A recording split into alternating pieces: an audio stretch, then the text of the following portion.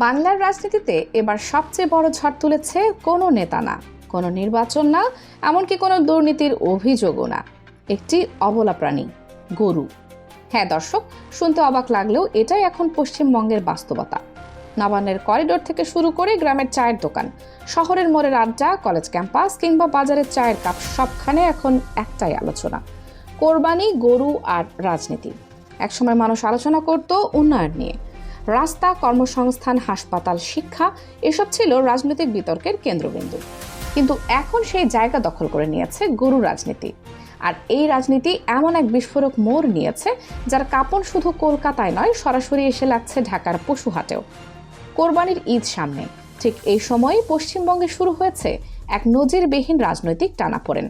একদিকে মুখ্যমন্ত্রী শুভেন্দু অধিকারীর পুরনো একটি ভিডিও ভাইরাল হয়েছে, যেখানে তাকে গরুর মাংস খেতে দেখা যায়।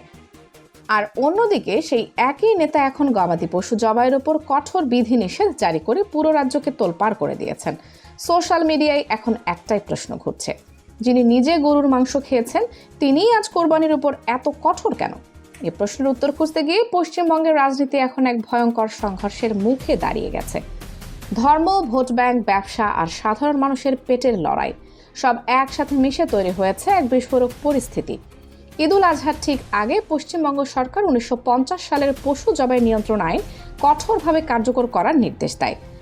সরকারি বিজ্ঞপ্তিতে বলা হয়, প্রশাসনের অনুমতি এবং সরকারি পশু চিকিৎসকের ফিটনেস সার্টিফিকেট ছাড়া কোথাও গরু, ষাঁড় কিংবা মহিষ জবাই করা যাবে না। শুধু তাই নয়, পশুর বয়সও হতে হবে 14 বছরের বেশি। এই ঘোষণার পর মুহূর্তে আতঙ্ক ছড়িয়ে পড়ে রাজ্যের পশুর হাটগুলোতে। ক্রেতারা পিছিয়ে যান, ব্যবসায়ীরা দিশেহারা হয়ে পড়েন। আর সবচেয়ে বড় ধাক্কাটা লাগে সেই খামারিদের ওপর, যারা বছরের পর বছর ঋণ করে গরু পালন করেছেন শুধুমাত্র কোরবানির বাজারকে ঘিরে। একজন খামারি সারা বছর ঘাম ঝরিয়ে একটি গরু বড় করেন, ব্যাংক থেকে ঋণ নেন, মহাজনের সুদ দেন, পরিবারের খরচ কমিয়ে পশুর খাবার কেনেন।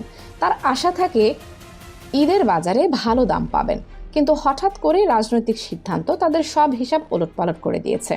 মুসলিম ক্রেতাদের অনেকেই এখন ভয় পাচ্ছেন, কারণ প্রশাসনিক ঝামেলা, আইনি হয়রানি কিংবা উগ্র গোষ্ঠীর হামলার আশঙ্কা তৈরি হয়েছে। ফলে বাজারে নেমে এসেছে অদ্ভুত এক নীরবতা। আর ঠিক এই সুযোগেই শুরু হয়েছে সীমান্তের নতুন খেলা। বাংলাদেশ ভারত সীমান্ত এখন যেন অদৃশ্য করিডোরে পরিণত হয়েছে। পশ্চিমবঙ্গের বহু খামারি রাতের আধারে গরু সীমান্ত পেরিয়ে বাংলাদেশে পাঠিয়ে দিচ্ছেন।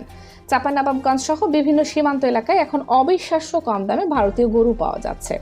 যে গরুর দাম একসময় লাখ টাকা ছিল, সেটি এখন 10 থেকে 15,000 টাকায় বিক্রি হচ্ছে বলে খবর ছড়িয়েছে। কারণ খামারিদের সামনে এখন একটাই প্রশ্ন: লোকসান কমাবে নাকি পুরোপুরি পথে বসবে? এই দৃশ্য শুধু অর্থনৈতিক সংকটের গল্প না, এটি রাজনৈতিক সিদ্ধান্ত কিভাবে সাধারণ মানুষের জীবনকে ওলটপালট করে দেয় তার এক নির্মম উদাহরণ। বিশ্লেষকদের অনেকে বলছেন, ধর্মের আবেগকে সামনে আনা হলেও ভেতরে চলছে অন্য খেলা। তাদের দাবি, ছোট খামারি আর স্থানীয় ব্যবসায়ীদের দুর্বল করে মাংসের বাজার বড় কর্পোরেট গোষ্ঠীর হাতে তুলে দেওয়ার একটি দীর্ঘমেয়াদী পরিকল্পনা চলছে। অর্থাৎ মাঠ থেকে ছোট ব্যবসায়ীদের সরিয়ে দিয়ে পুরো বাজার নিয়ন্ত্রণ করবে কিছু প্রভাবশালী গোষ্ঠী। আর সাধারণ মানুষ, তারা শুধু রাজনৈতিক স্লোগানের ভিড়ে হারিয়ে যাবে।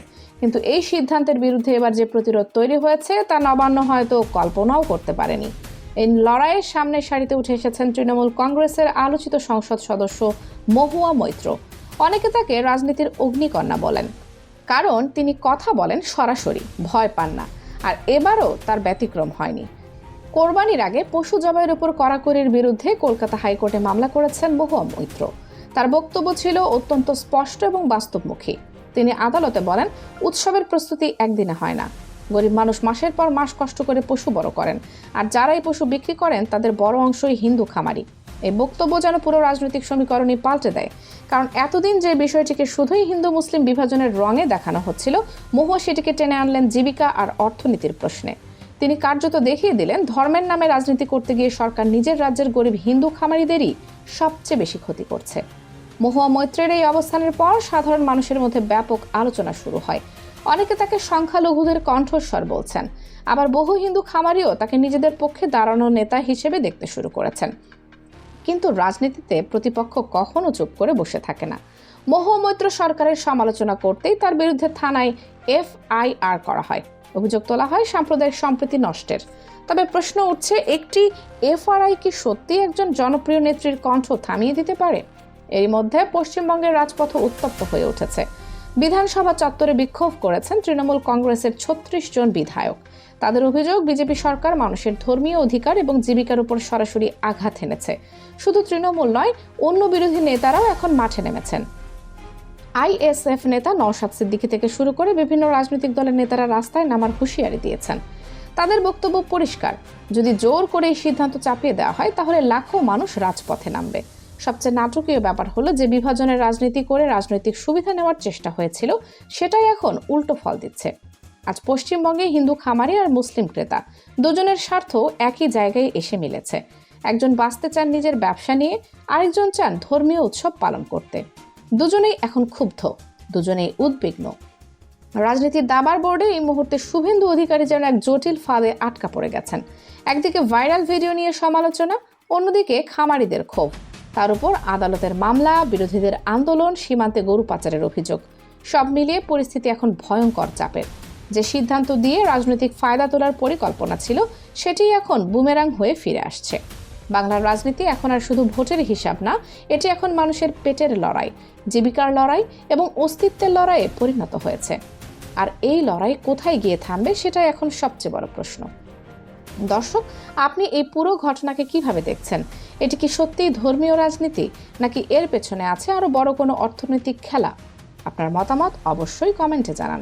আর এমন বিশ্লেষণধর্মী রাজনৈতিক ডকুমেন্টারি দেখতে চাইলে চ্যানেলটি সাবস্ক্রাইব করে বেল আইকনটি অন করে রাখুন। কানিজ ফাতেমা সোমা, 0 টিভি।